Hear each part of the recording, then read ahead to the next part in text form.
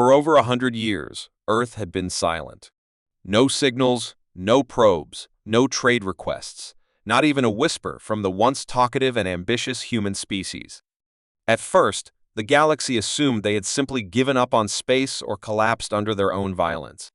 Then, as decades passed with no signs of activity, rumors spread that humanity had gone extinct.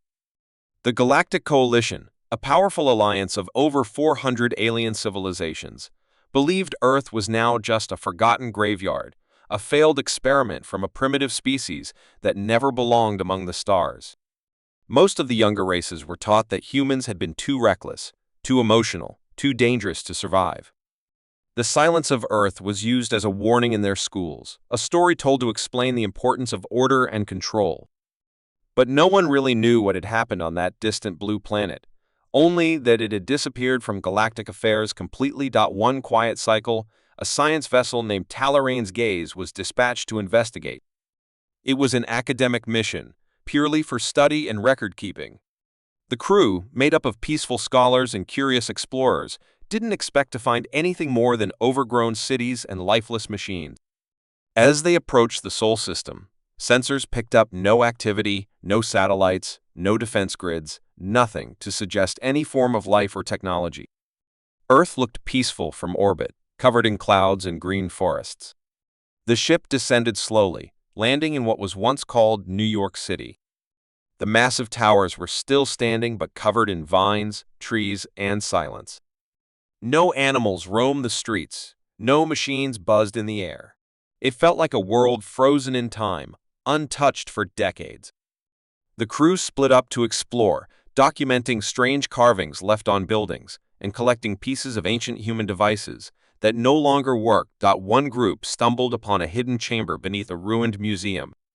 There, deep underground, they found a strange metallic structure covered in dust.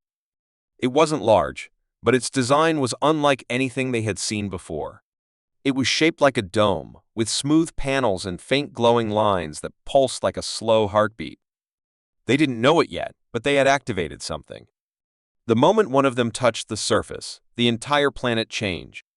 From every abandoned satellite orbiting Earth to every buried cable hidden beneath cities, a signal surged. Across the galaxy, old Earth communication relays thought long dead suddenly came to life. In the middle of the Coalition's high command, on a secure military frequency, a signal played through every speaker, every terminal. A human voice, calm, clear, and without emotion, echoed through the stars. This is Earth's final message and your greatest mistake. Panic spread instantly. Governments demanded answers. Who had triggered the signal? What did the message mean? Why now, after so many years? The voice repeated again, same tone, same words, but this time it was followed by something more: strange coordinates, pointing back to Earth, a series of images showing ruined cities, and finally a single warning: you searched for us. Now you found what we became. You've doomed yourselves. Back on Earth, the crew of Talarain's Gaze stood in silence, listening to the signal through their personal devices. The ground beneath them began to hum. A second structure, much larger than the first, slowly rose from under the ruins of an old stadium. It wasn't a weapon. It was a transmitter, one designed to reach every corner of the galaxy. The humans had built it and buried it long ago, not to send out a distress signal, but to send a warning. When the time came, the voice continued, now transmitting in every known galactic language: do not dig. Do not enter our vaults. We chose silence, not surrender. In the Coalition's headquarters, debates erupted. Some leaders believed it was a bluff. Others feared it was a trap. A few historians began to panic, recognizing the tone, the vocabulary, the pattern of the message. It matched the style of Earth's old military doctrines, the kind used during the last human wars before they vanished. Still, the signal revealed no active threats. No warships. No armies. Just a voice from the past and a warning not to explore further. But curiosity was too powerful. The scientists on Earth, thrilled by their discovery, ignored the message and continued exploring. They opened more doors, activated more systems, and uncovered layers of ancient technology that had not aged, systems that still ran without fuel, devices that read thoughts instead of buttons. The deeper they went, the more they felt they were being watched not by cameras, but by the walls themselves. Then something changed. On the third day of exploration, a machine they couldn't identify scanned the entire crew. Every detail of their DNA speech, thought patterns, and even emotional reactions were recorded. They didn't realize it, but Earth had judged them. Far away, in the void between galaxies, dormant human systems woke up. Old satellites turned their attention to the core worlds of the Coalition. Their sensors began recording every military structure, every fleet movement, every species' psychological profile. Across the stars, human silence had ended, but not with noise. It ended with a whisper that carried a weight heavier than any weapon. The message repeated again, this time with a new line, "You've touched what should have been left buried." The storm has begun. The crew of Talarain's Gaze requested immediate extraction, but their ship no longer responded. Its systems were frozen.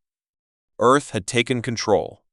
The Coalition, fearing a hidden threat, ordered all science teams to retreat. But it was already too late. Every broadcast station in the galaxy now echoed with the same human voice, calmly reminding them, "You were warned. Do not dig. Do not awaken the forgotten." Some believed it was all part of a psychological strategy, a clever game by a long-dead species. Others began to fear the truth that humanity had never gone extinct. They had simply stepped into the shadows and waited for the galaxy to get curious enough to knock on their door. And now that the door had opened, something ancient had begun to rise.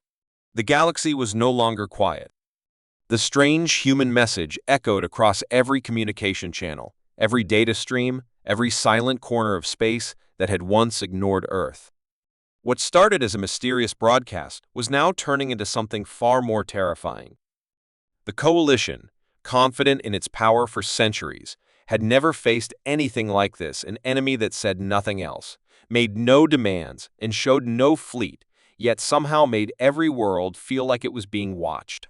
Back on Earth, the crew of Talarain's Gaze remained trapped. Their ship was locked, the engines cold, the AI unresponsive, and every attempt to contact their homeworlds met with silence or static. The ancient human systems surrounding them were awake now, and they were not letting anyone leave. What disturbed the crew more was the feeling an invisible pressure that had settled in the air, like the entire planet was holding its breath, waiting for something. One of the xenolinguists, a quiet observer named Valen, had been reviewing the transmission over and over, convinced there was a hidden pattern inside it. He was right. Late at night, while others slept uneasily or argued in fear, Valen sat alone in the ruins of a library where human knowledge once lived. He listened to the signal in full again, slowing it down, reversing sections, converting it into different frequencies. And then he heard it. A whisper behind the words. A second voice, buried deep in the message, faint, broken, but undeniably human. It didn't speak like the main warning. This one was softer, filled with something else, regret. It said only a few words, almost lost in the static. "We waited, but you never stopped." Valen's heart raced. This wasn't a threat. It was a confession. He played the audio for the others, but most dismissed it as interference. Only one other, a biologist named Syrah, took him seriously. She suggested something darker. What if the humans had never truly vanished, but had hidden themselves away, watching, learning, evolving? What if that whisper was the last voice of someone who had seen everything and tried to stop what was coming? As they searched further, the crew began to see strange patterns. The abandoned cities, once thought dead, were rebuilding themselves slowly. Machines without visible power sources were active. Drones moved in the distance, always out of reach, but always watching. One night, Sarah noticed her reflection in a shattered window. But the reflection didn't move with her. It stared back, knew what she saw, and soon, others began to notice similar things. Voices whispered in empty halls. Shadows moved without light. Even the stars in the night sky above Earth began to flicker strangely, as if something massive and hidden now hung between the planet and the void. The fear grew stronger when they discovered an ancient underground facility untouched for what seemed like a century. Inside, they found preserved bodies, not alien but human. Thousands of them, suspended in tanks of clear liquid, eyes closed, perfectly intact. But the systems around the bodies were still running, as if waiting for a signal. One of the crew accidentally brushed a panel, and all the lights turned red. A low hum filled the chamber. The bodies stirred, but they didn't wake. Not yet. Instead, the same voice echoed through the room again, from hidden speakers in the walls. But this time, it wasn't just a recording. It responded. It knew who was there.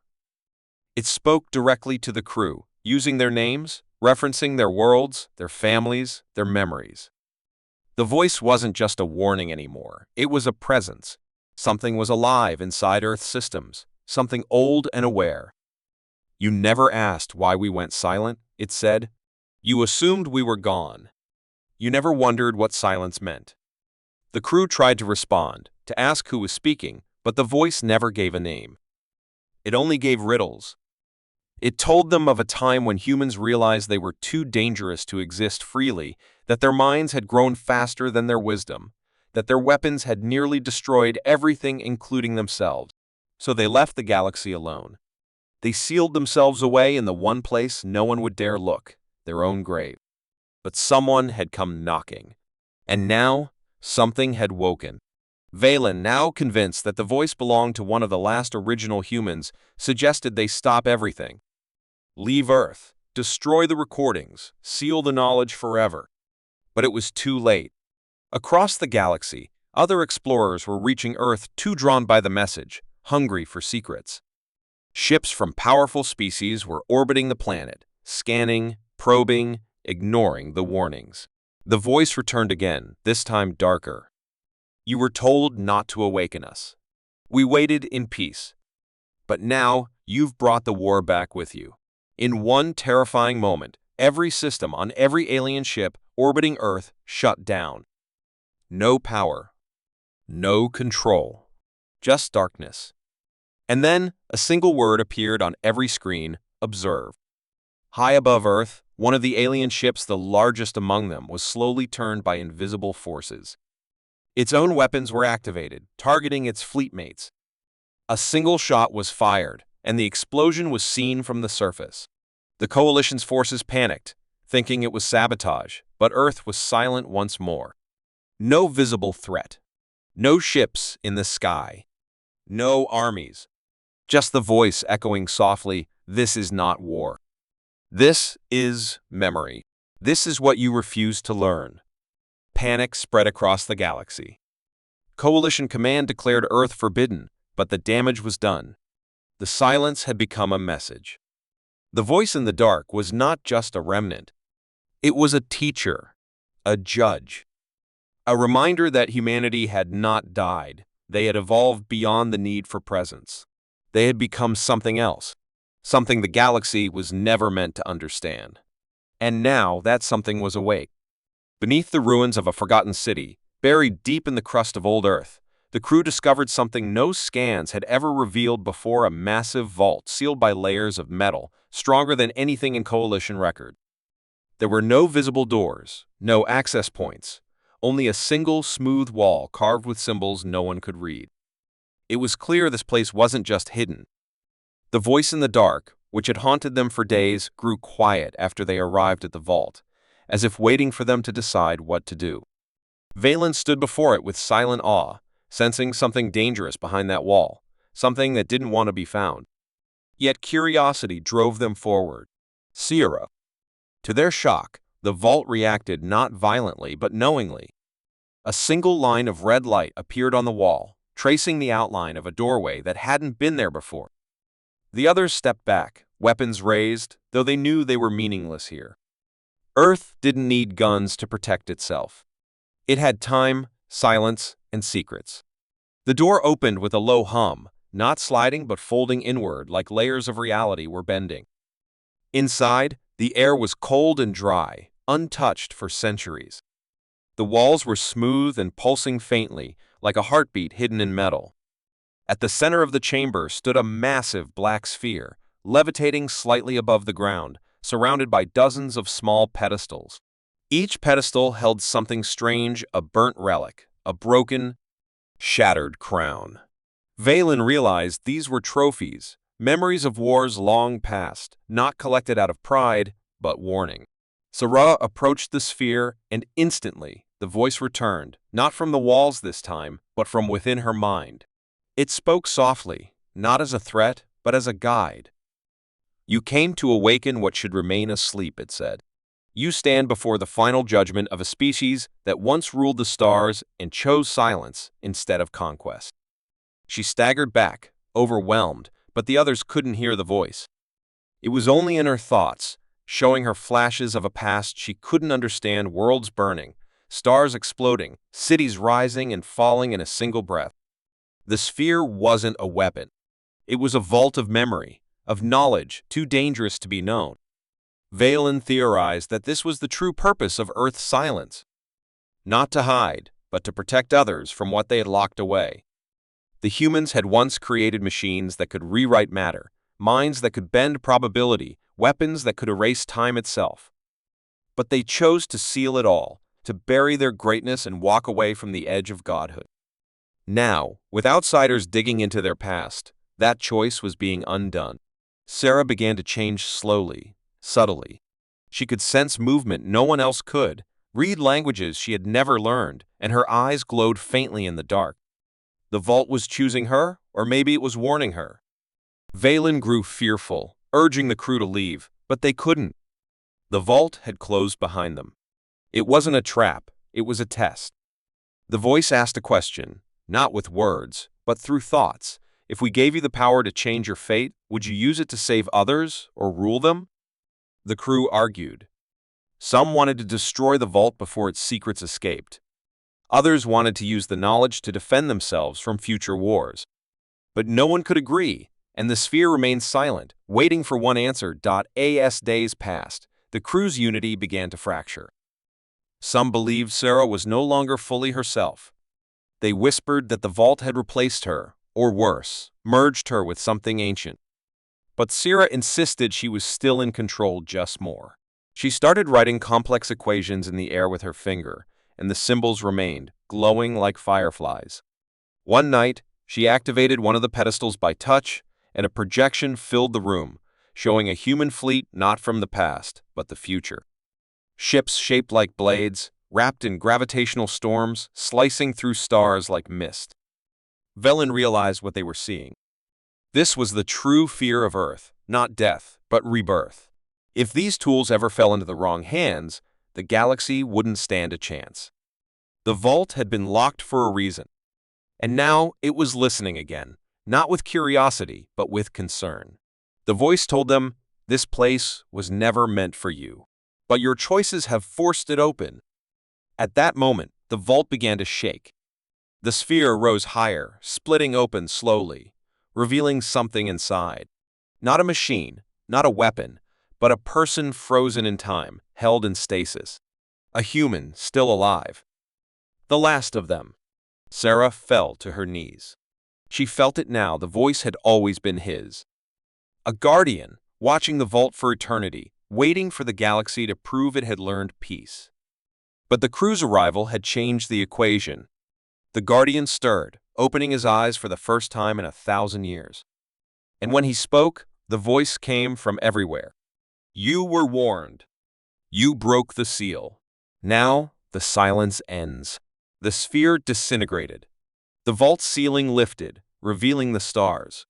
Across the galaxy, long dormant signals activated, reaching ancient satellites, forgotten drones, old allies, and hidden enemies. Earth had spoken once more, not to warn this time, but to awaken. Valen cried out that they never meant to cause harm, that they were only curious, but the guardian shook his head slowly. "Curiosity," he said, "has always been the first step toward destruction." And then he vanished, leaving only the echo of his presence and the hum of machines rising from the depths of Earth. The stars above Earth began to flicker strangely, one by one, as if answering a call that had been buried in silence for thousands of years. Across the galaxy, ancient machines hidden beneath dead moons and drifting in forgotten systems powered up without warning. The Coalition received strange signals broadcasts in no known language, filled with strange rhythms and pulses, like the heartbeat of something massive waking from deep sleep. On Earth, the vault that once held the Guardian was now completely open, and the ground beneath it trembled softly, not with destruction, but with purpose. The crew stood in silence, eyes wide, staring at the void that had once been a sealed chamber of secrets, now empty but echoing with a force they could not see. Sarah, still glowing faintly with the energy of the vault, felt something shift inside her. It wasn't pain or fear, it was knowledge blooming like fire. She could feel the hum of the planet itself, the weight of history, the memory of wars that had been won not with weapons, but with sacrifice. The Guardian's final words echoed in her mind like thunder. The silence ends. Elsewhere, on distant planets and high-orbit stations, alarms blared and systems began failing without warning. Ships drifted powerless as data streams were hijacked and twisted into signals no one could decode. On Coalition High Command Central World, the leaders met in fear. They had dismissed the last broadcast from Earth as a trick, a dying race's final threat, but now they understood. It wasn't a warning. It was a countdown. Earth had never died. It had waited, and now it was awake. In the ruins of the human homeworld, great machines rose from the oceans and deserts, covered in vines and rust, but still alive. Structures that had been buried beneath miles of ash reformed themselves like growing crystals, becoming towers once more. Orbiting satellites, thought long dead, blinked into life, forming networks of invisible energy that reached across space like invisible veins. Sarah and her crew wandered through this reawakening world in awe, knowing they were witnessing something no one else in the galaxy had ever seen: a civilization returning from the dead, not with fire, but with focus. But the awakening wasn't just mechanical, it was biological. In hidden chambers deep underground, the machines had waited for a signal. That signal had come. One by one, pods opened. Men and women with strange eyes and unreadable expressions stepped out into a world that had forgotten them. They did not speak. They listened. Their minds connected instantly with the machines around them, not as users, but as creators. Sarah watched them and felt both terror and awe. These were not like the humans of old stories, they were something more, a final version of the species that had once ruled quietly and then vanished without a trace. They carried no weapons, wore no armor, but their presence shook the air. The leader of these newly awakened humans stepped forward, his gaze locked on Sarah. Without speaking, he shared a vision with her: a galaxy burning, 1,000 voices screaming, and one voice saying only one thing: "You forgot who we were." She gasped as her knees gave way. The message was clear. The awakening was not just Earth's, it was theirs too. Valen and the others stood frozen, unable to speak, unable to act. Everything they believed, every history book they trusted, had been wrong. Humanity had not vanished because of weakness, but because of strength, too dangerous to be left unchecked. They had walked away from power no species should have, and now that power was returning, the Coalition had treated Earth like a tomb. Now it was a throne. The humans did not raise fleets or call for war. They simply moved. In hours, they restored communication lines, took control of satellites, and reactivated defense grids that hadn't fired in 1,000 years. No one could stop them because no one understood them. The galaxy watched in fear and silence as Earth bloomed into something divine, not through violence, but through memory. Then, on every screen, every planet, every ship, the same message appeared, written in every known language, and even a few that had been lost to time. It said, "You were warned. Now you will remember." And with those words, every Coalition database, every file, every piece of manipulated history about humans was erased and replaced with the truth: the wars, the victories, the mercy, and the silence. A council member in the outer systems whispered, "They are rewriting reality," and no one dared to disagree. Back on Earth, Sarah felt herself fading. The vault had changed her too much. She was no longer fully alien, nor fully human. She was something between, a bridge that wasn't meant to exist. The newly awakened humans approached her gently, placing a hand on her head. "You were the key," they said. "You listened." With that, they gave her the gift of rest. Her body dissolved into light, scattering into the vault, as if she had become part of the planet itself. Valen knelt in silence. They had started their journey to understand Earth's secrets. Now, those secrets had judged them. And as Earth rose again, the rest of the galaxy had a choice to remember the past truthfully or be destroyed by it. The humans did not threaten. They did not demand. They simply existed now, and that was enough to change everything. And somewhere in the cold of space, the last copy of the first broadcast still floated, "You've doomed yourselves, not as a prophecy, but as a reminder." The silence had protected them, but curiosity had awakened something far greater. Earth was back, and it remembered everything. The deep space research vessel Orion's Hope floated silently near the edge of a dying star system, its hull worn and scorched from passing through uncharted cosmic storms, carrying only a small crew of explorers, historians, and scientists, all from different planets, but united by one strange mission: to locate and decode the final message sent from Earth before it vanished 1,000 years ago. Earth was now a forbidden word in most star systems, a ghost world erased from maps, remembered only in half-truths and myths that spoke of a species too stubborn to die and too dangerous to be forgotten. The Coalition had long silenced any official record of Earth's last days, calling it a dead world lost to madness. But secret transmissions hinted that something powerful had been hidden in the planet's last broadcast. Captain Lyra, a calm yet deeply curious woman from the moon colony Thera, had chased those signals for years, and now, as her ship's sensors finally locked onto a faint but steady pulse coming from a forgotten relay drifting beyond the edge of known space, she knew the moment had come. The relay was old, far older than anything they had seen, scarred, rusted, but still functioning, blinking faintly in the darkness, like a heartbeat struggling to continue. As they connected their systems to it, a wave of static filled the ship, followed by a voice not loud, not aggressive, but steady, quiet, and utterly human. The voice said, "If you hear this, you are not ready, but you are too late to stop it." Then silence. The crew exchanged glances as the room grew colder, not from temperature, but from realization. This wasn't a message for friends or allies. It was a message for the future, for anyone who dared search for what should have been left buried.